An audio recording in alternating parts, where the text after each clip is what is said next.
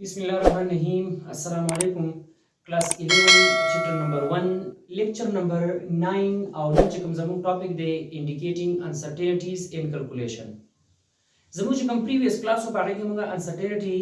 clear کړل. کچا هغه class نه کتلې نو تاسو ته ولته په لاست کې یو ویډیو شو شي په هغه باندې کلیک وکړئ. uncertainties خامخا وګورئ، یعنی چې موږ کوم میجرمنټ کوو په هغه کې خامخا uncertainty موجود دي، په هغه کې یو ډاوټ موجود دی. کله چې موږ راشو او دغه انسرټینټیز کیلکولیشن کوو نو یاد ساتئ د کیلکولیشن دغه مختلف قسم رولز دي، ایډیشن دی، سبټریکشن دی، ملټیپلیکیشن دی، ډیویژن دی، دغه شانتي ایون پاور هم راتلی شي په انسرټینټی باندې. د هغه رولز نن موږ وایو چې په څه طریقه باندې انسرټینټیز دا موږ اډ کولای او سبټریکټ کولای شو، ملټیپلای کولای او ډیوایډ کولای شو، او په څه طریقه باندې د دې چې کوم پاور دی هغه انسرټینټی دا په کومه طریقه باندې اپلای کولای شو. سٹارټ موږ اخلو sum or difference، یعنی ایډیشن یا سبټریکشن چې کله موږ کوو نو د دې رولز به صحیح اول موږ په جنرال فارم کې وایو، د هغې نه پس موږ راځو په دې باندې اساینمنټ اگزامپل او چې څومره پرابلمز دي هغه سال کوو. د ټولو نه اول خو به تاسو دا یاد ساتئ چې absolute uncertainties are added. کله چې موږ ایډیشن یا سبټریکشن کوو نو مین خبره به دلته دا وي چې موږ به absolute uncertainties اډ کوو، د پرسنټیج انسرټینټي سره به زموږ څه کار نه وي. فار ایگزامپل زه وایم چې A یو میجرمنټ دی، نو په دې میجرمنټ کې به یو بیس اسټیمیټ او پلس ماینس خامخا به انسرټینټي موجود وي. نو دا میجرمنټ موږ ته شو کوي چې دا بیس اسټیمیټ دی او دا انسرټینټي ده. دغه شانتي بل یو میجرمنټ دی B باندې مې ریپرزینټ کو، په دې کې B چې کوم دی نو دا بیس اسټیمیټ شو او پلس ماینس ډیل بی دا په دې کې څه شو؟ انسرټینټي شو. دغه شان که دا A او B موږ د یو بل سره اډ کوو نو اګین چې کوم نمبر زموږ سره راځي هغې کې به هم په خپله انسرټینټي موجود وي. فار ایگزامپل زه داسې کنسیډر کوم چې زیډ یو نمبر دی چې کوم د A او د B د ایډیشن نه راغی، نو په دغې کې به یو بیس اسټیمیټي او پلس ماینس د دې سره سره په دې کې به انسرټینټي هم موجود وي. لکه فار ایگزامپل زه داسې ووایم چې زیډ یو نمبر دی خو دا راغلی د چا نه دی؟ د A پلس B د ایډیشن نه راغلی دی. دې لږ نور کړو ایکویشن 1. په دې ایکویشن 1 کې د A او د B ویلیو پوټ کوو. دا به راشي چې زیډ برابر شو د A ویلیو دا A پلس ماینس ډیل A او پلس په خپل ځای باندې راغی، د B په ځای باندې ورڅه ولیکو B او پلس ماینس ډیل B. د دې ایډیشن موږ کوو د دوه میجرمنټ او دواړو کې انسرټینټي موجود ده. نو څه به کوو؟ زیډ دا برابر شو بیس اسټیمیټ به د بیس اسټیمیټ سره اډ کړو، A به د B سره اډ شي،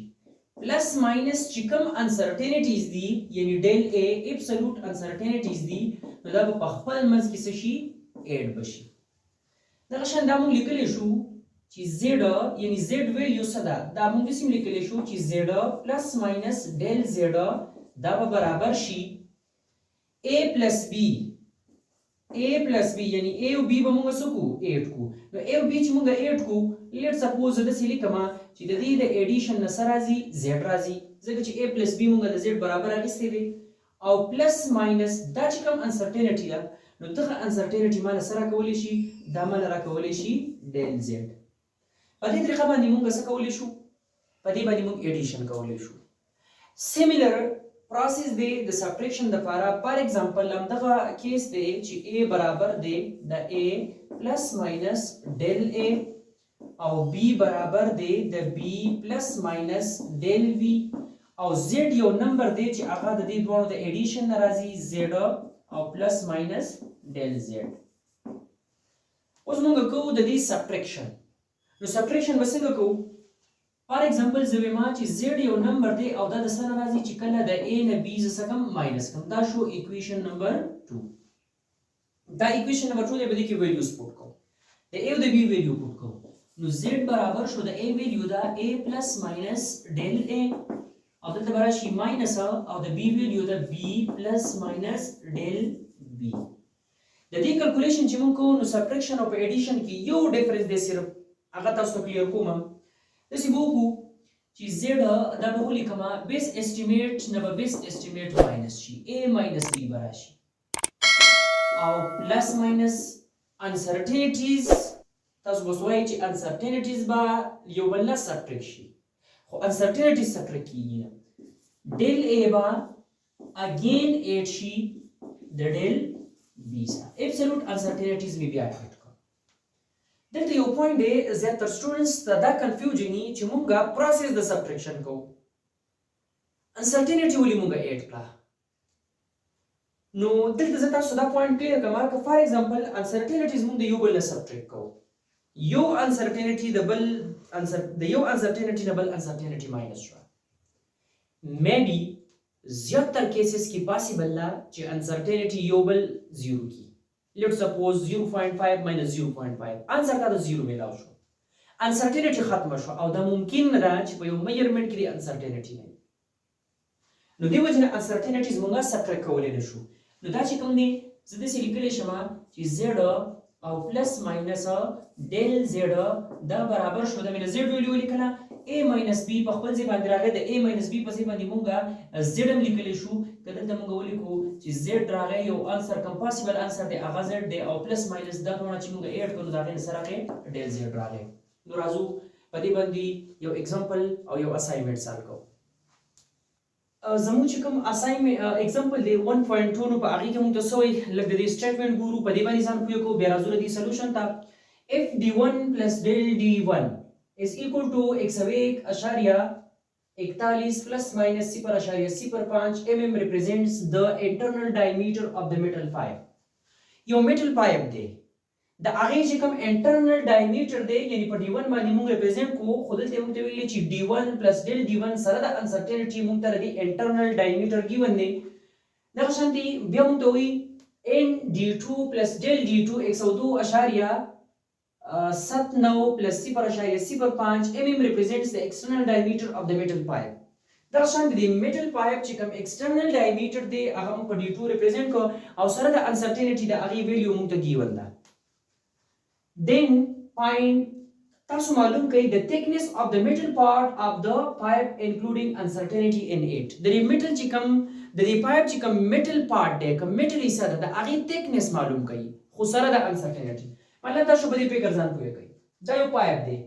دا د هغه internal diameter دی او دا د هغه سره external diameter دی موږ ته وایي چې metal part دا چې کوم دی د دې د thickness دا point یا دا point یا دا point any point موږ کنسیډر کولی شو خو د دې دا پیړواله معلومولي د هغه لپاره به موږ څه وکړو چې د d2 نه به d1 ماینس کو د دې d2 نه چې d1 ماینس شي دا زی د دې نه ختم شو دا زی پاتې شو دا زی پاتې شو دا اوس د ته موږ هم ټیکنیس نه شو ویلې دا سایډ او دا سایډ دا ټوټل چې کوم دی دا د دې دوه حصے شو دا به موږ راوخلو دا سایډ او دا سایډ په 2 باندې ډیوایډ کړو موږ ته یو سایډ پاینټ شي دغه زموږ ریکوایرډ انسر نو given data کې موږ ته d1 plus del d1 او d2 plus del d2 given دی دا څنګه required هغه سره thickness دی د thickness نه مخکې موږ d پوینټ کو چې د دوه فامنس کې ډیفرنس څومره دی ډیفرنس معلوم کو نو چې کوم ډیفرنس دی d دا برابر شي د d2 نه به موږ d1 سکو دا به ماینس کو d2 نه d1 ماینس کو نو d په خپل ځای راغی د d2 ویلیو پټ کو d2 برابر دی یعنی d2 موږ لیکلی شو چې d2 او پلس ماینس del d2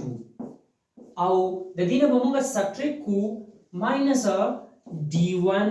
پلس ماینس del d1 دا یو اکویشن شو ما سره د فار ایگزامپل ورکو اکویشن نمبر 1 اوس د اکویشن نمبر 1 کې به موږ ویلیوز پټ کو د چې کوم d دی d به برابر شي د d2 پلس del d2 ویلیو څه ده 102.79 plus minus 0.05 او सब्ट्रैक्ट को खुद देना है d1 plus del d1 value आगा सदा 101.41 او plus minus 0.05 mm د دې سره یونټ پکار د چې موږ کو دلته یونټ mm د دې سره ولیکو رولز چې کوم موږ ویلو نو موږ دا ویلو بهشکه کوم سبټریکشن کوو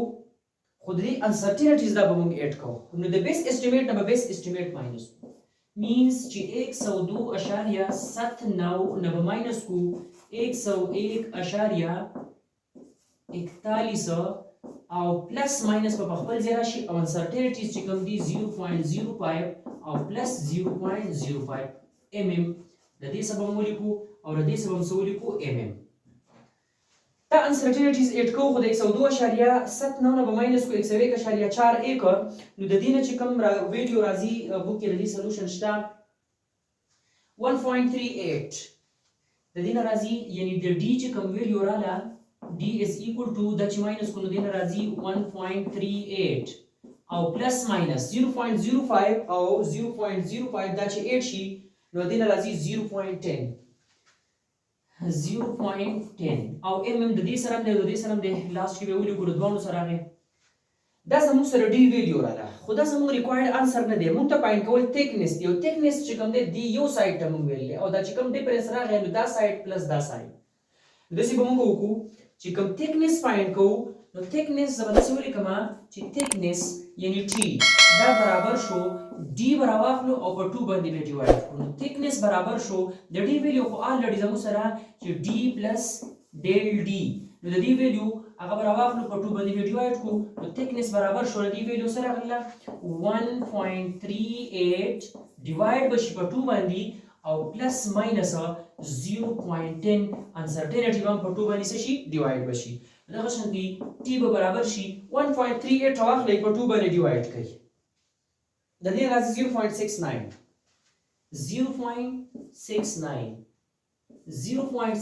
او پلس ماینس 0.10 چې په 2 باندې ډیوایډ کړو دا راځي 0.05 او اخر کې ورسول لیکو mm ولیکو نو دا زموږ سره شو ریکوایرډ ټیکنس شو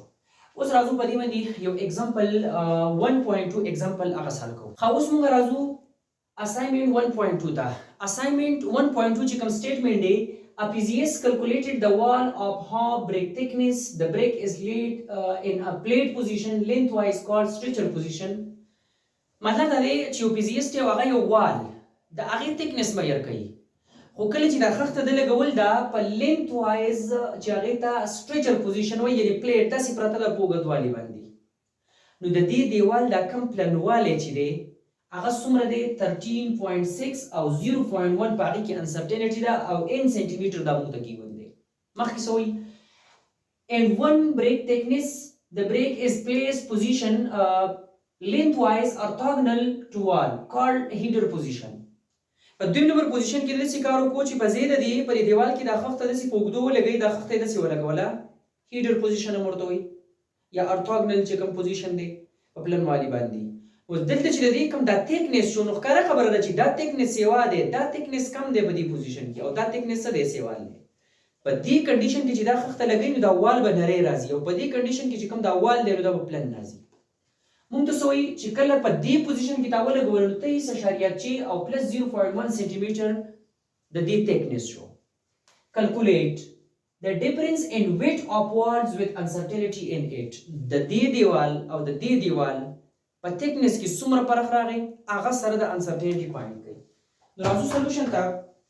اول خو موږ ولیکو چې موږ ګیون څه دي نو ګیون کوم اولنۍ خبره چې موږ ته دا هغه موږ په d1 باندې ریپرزینټ کو چې d1 موږ ته ګیون دی خو d1 کې به یو d1 پلس ډیل d1 د دې انسرټینټی به هم موجودي او هغه څومره ده 13.6 پلس ماینس 0.1 سنټي میټر دغه شانتي d2 موږ ته ګیون دی او d2 به موږ ریپرزینټ کو په d2 پلس ډیل d2 ځکه چې په دې کې هم انسرټینټی ده او دا شو 23.6 پلس ماینس 0.1 او سنټي میټر او ریکوایرډ سری اقا مخکنی چې کوم एग्जांपल موږ وکړو دا غي په شانتي د دې چې کوم تکنس دی نو دغه څه کولی پاین کولی یا دا تکنس دلته مو په ډی باندې ریپرزینټ کولی شو چې تکنس په ډی باندې ریپرزینټ کو او تکنس موږ ته پاین کولی او زموږ چې کوم ټارګټ دی نو هغه څه کولی تکنس پاین کولی نو راو شو سولوشن ته سولوشن کې رټول اول خو موږ دا وایو چې डी موږ فایند کوو نو डी به برابرۍ د d2 d1 یعنی د d2 نه d1 ماینس کو الریډي موږ ته ډیفرنس پاینټ شو دغه کوم ډیفرنس دی دغه تکنس برابرۍ d چې کوم دی ویلیوز پټ کو d دا برابر شو د d2 په ځای باندې موږ لیکلی شو d2 ویلیو d2 پلس ماینس ډیل d2 او ماینس د d1 په ځای باندې لیکلی شو d1 او پلس ماینس ډیل d1 په دې کې اوس موږ ویلیوز پټ کو डी به برابر شي د डी 2 ویلیو سره 23.6 پلس 0.1 او سنتي میټر او ماینس وکړه دینه د डी 1 ویلیو هغه سره